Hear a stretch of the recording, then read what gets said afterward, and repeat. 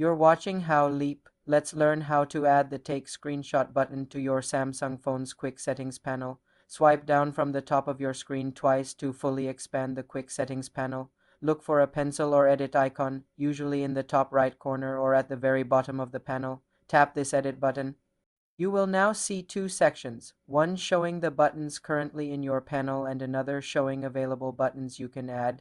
Scroll through the list of available buttons and find Screenshot or Capture.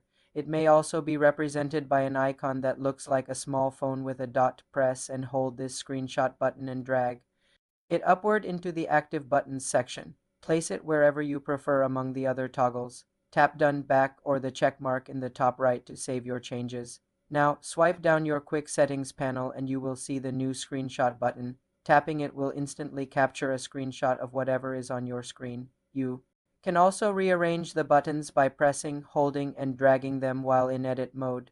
This provides a much faster way to take screenshots than using the physical button combo.